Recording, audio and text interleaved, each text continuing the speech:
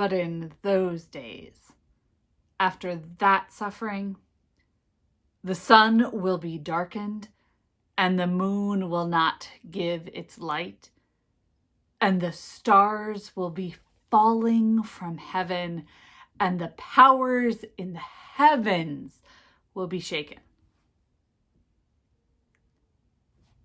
Is it fair enough to say, check? I mean, these things have not literally happened, but it feels close enough. The world as we know it has been through at least as much upheaval as the moon losing its reflective qualities.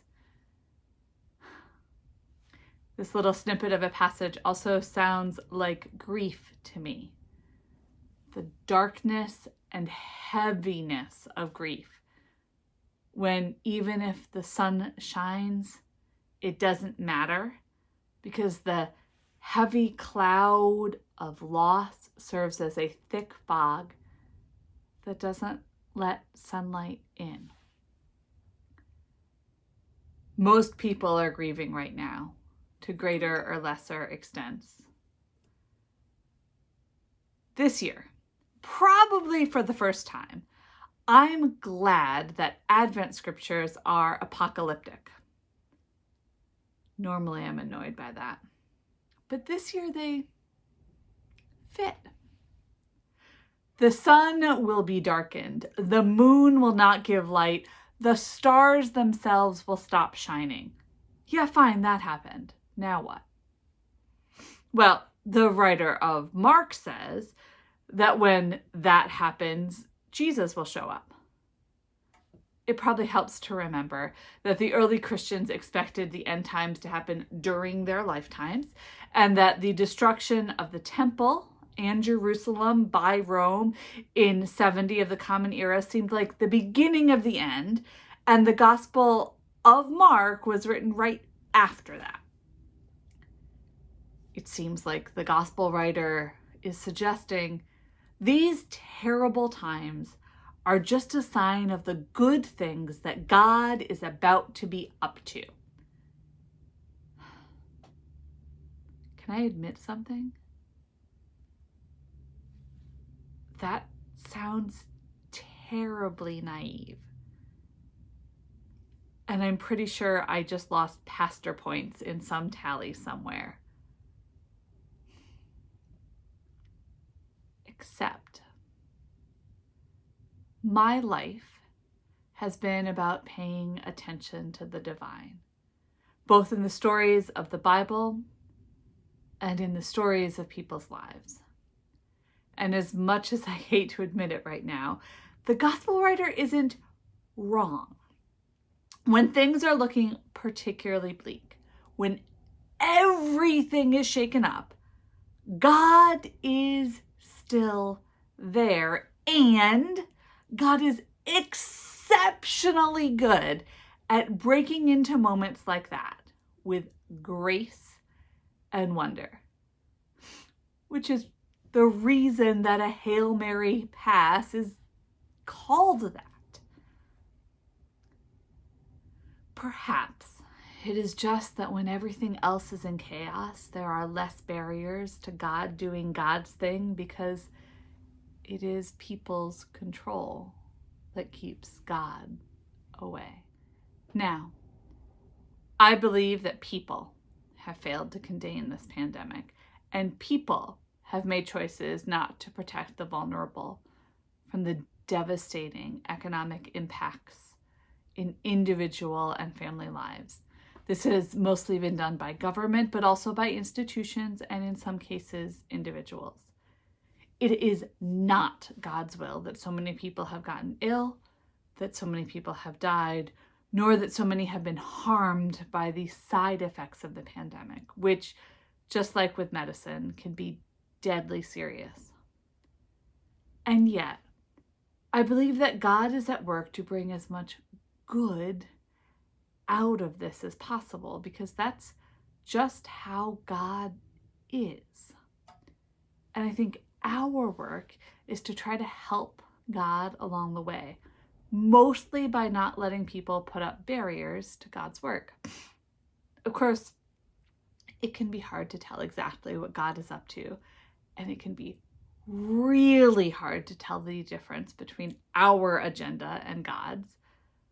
But as a general rule, God's agenda has to do with bringing full and abundant life to all people, or any step in that direction that doesn't do more harm than good. The pessimistic part of me is afraid that the pandemic is going to be used to make profit for the already wealthy, to consolidate power among those who already have it, and to reverse any progress made for vulnerable populations. As supporting evidence, I offer the stock market and women dropping out of the labor force. But I'm stopping there before I get angry all over again about all of the injustices. Human beings are an easily terrified lot. We have existential anxiety and a tendency towards tribal thinking that results in short-term and feel-good actions rather than long-term and global problem solving. We can definitely be our own worst enemies, and no matter how much someone has in wealth and power, basic human fear can tell them that it isn't enough, and so they keep trying to get more. So, God's agenda is not going to get implemented automatically.